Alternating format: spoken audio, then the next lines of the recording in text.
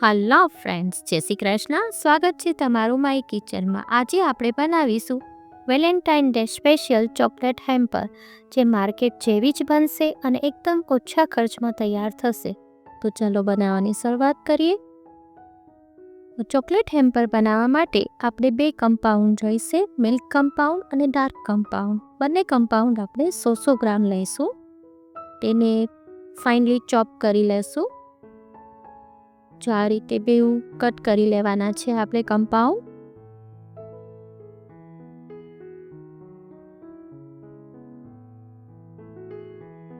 હવે ત્યારબાદ એને એક બોલમાં લઈ અને આપણે એને મેલ્ટ કરીશું.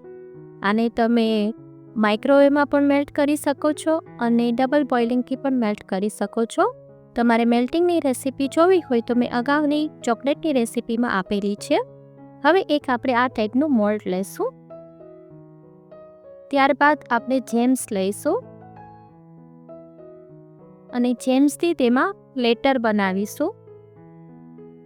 જો આ ટાઈપ આપણે લેટર બનાવવાના છે.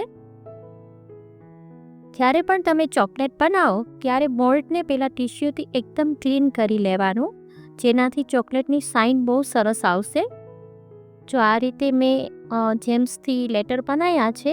તમારી પાસે અલગ અલગ મલ્ટી કલરની હોય તો મલ્ટી કલરની પણ તમે લેટર બનાવી શકો છો. જો આ રીતે બનાવી અને એને થોડા પ્રેસ કરી લેવાના, એટલે બધી જ કેવિટીઝમાં બરાબર જેમ્સ આપણી સેટ થઈ જાય.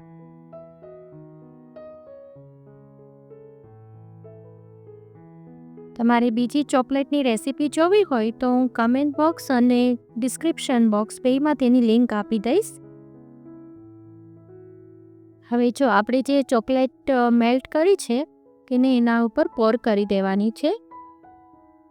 જો આ રીતે બધી જ કેવિટીઝ ભરી લેવાની છે આપણે.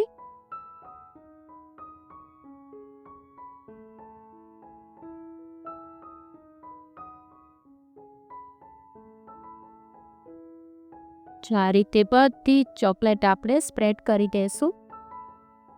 આમાં આપણે ટેપ નથી કરવાનું. આને આ રીતે ભરી અને સ્પૂનથી થોડું સ્પ્રેડ કરી દેવાનું છે. એમાં જેમ્સ આવે ત્યાં તમારે થોડું ધ્યાન રાખવાનું છે. શાંતિથી કરજો ત્યાં. બસ જો બધા કોર્નર્સ આપણે આ રીતે ભરી લઈશું ચોકલેટથી. હવે એને 10 મિનિટ માટે આપણે ફ્રીઝમાં રાખી દઈશું, જેથી બરાબર સેટ થઈ જાય. હવે આપણે બીજી ચોકલેટ બનાવીશું. એક આ ટાઈપનો મોલ્ડ લેવાનો છે તમારે અને બટર પેપર લેવાનું છે.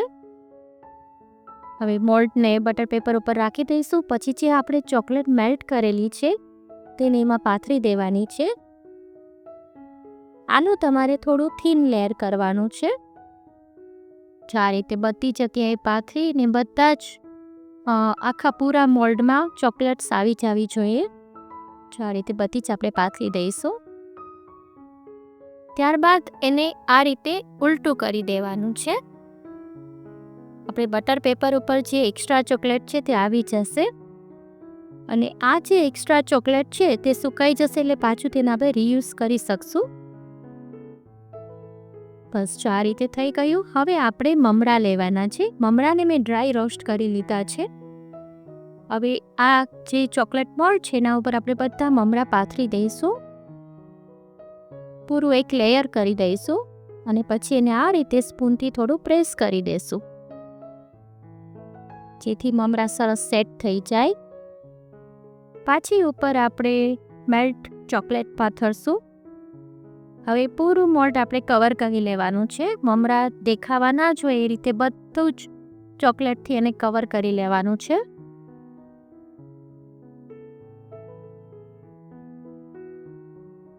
આ રીતે સરસ બધું કવર થઈ ગયું છે. બધા કોર્નર્સમાં બધી જગ્યાએ આ રીતે ચોકલેટ પાથરી દેવાની છે અને પછી એને થોડું ચમચીથી આ રીતે પ્રેસ કરી દઈશું અને એને 2 થી 3 વાર આ રીતે આપણે ટેપ કરી લઈશું.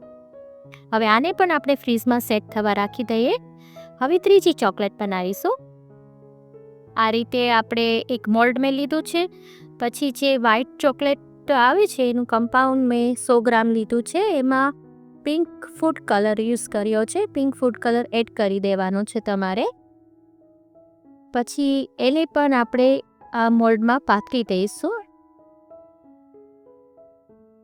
જો આ બધા જે હાર્ટ છે એમાં પણ બધી ચોકલેટ્સ આવી જોઈએ એ રીતે પાથરવાનું છે. એનું થીન લેયર કરવાનું છે આપણે. જો કોર્નર્સમાં બધી જગ્યાએ ચોકલેટ સરસ પહોંચી ગઈ છે. અત્યારે ઠંડી છે એટલે ફટાફટ આ ચોકલેટ જામી જાય છે. બસ હવે એને 2 થી 3 ટાઈમ્સ આપણે ટેપ કરી લેશું જેથી કોઈ પણ એર હોય એર નીકળી જાય એની. હવે આપણે મેરી બિસ્કિટ લઈશું. બિસ્કિટને આપણે આ રીતે થોડા નાના પીસ કરીશું અને આ રીતે બધી જગ્યાએ પાથરી દઈશું. પૂરા મોલ્ડમાં પાથરી દેવાના છે એને. પછી એને થોડા આ રીતે પ્રેસ કરી દઈશું. હવે જે બાકીની વ્હાઈટ ચોકલેટ છે, હજી થોડી આપણે વ્હાઈટ ચોકલેટ લઈશું, એને પણ મેલ્ટ કરેલી છે. એમાં આપણે blue colour food colour use કરીશું. બ્લુ ફૂડ કલર એડ કરી અને એકદમ મિક્સ કરી દેવાનું છે. પછી એને પણ ઉપર પાથરી દેવાનું છે. આજની ચોકલેટની રેસીપી તમને કેવી લાગી તે ચોક્કસ મને કમેન્ટ કરીને કહેજો. જો આ રીતે બધું જ પાથરી દેવાનું છે. બિસ્કિટ્સ દેખાવા ના જોઈએ એ રીતે બધી ચોકલેટ આપણે પાથરી દેવાની છે. પછી આવી રીતે ચમચીથી આપણે સ્મૂથ લેયર કરી લેવાનું છે અને એને પણ 2 થી 3 વાર આ રીતે ટેપ કરી લેવાનું છે એટલે એર બધી નીકળી જાય. હવે થોડી સાઈડમાં ચોકલેટ્સ ગઈ છે એને પણ આપણે કાઢી લઈશું. નહીં તો બી એ સુકાઈ જશે એટલે નીકળી જ જશે. આ રીતે બધું સરસ આપણે શેપ આપી દઈએ. હવે એને પણ આપણે 10 મિનિટ માટે ફ્રીઝમાં સેટ થવા દઈએ. બધી જ ચોકલેટ આપણી ફ્રીઝમાં સેટ થઈને બહાર આવી ગઈ છે. હવે આપણે એને અનમોલ્ડ કરીને ચેક કરી લઈએ કે કેવી બની છે આપણી ચોકલેટ. જો કેટલી ફાઇન બની છે.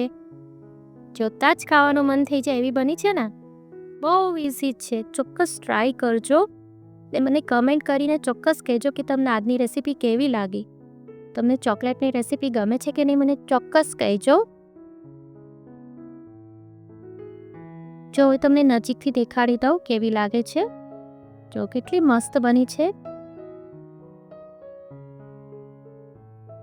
આપણી લેટરવાળી છે, આપણે જેમ્સવાળી બનાવીએ છીએ.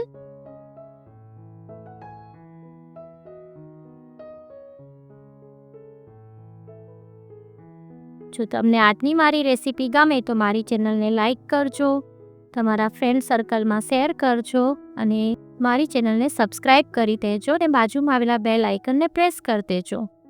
જો હવે આપણે એને થોડું ફિનિશિંગ કરી લઈશું. જે સાઈડ પર ચોકલેટ્સ ગઈ છે તેને આવી રીતે નાઈફથી કટ કરી લઈશું. બસ થઈ ગઈ આપણી ચોકલેટ તૈયાર. છે ને એકદમ ઇઝી.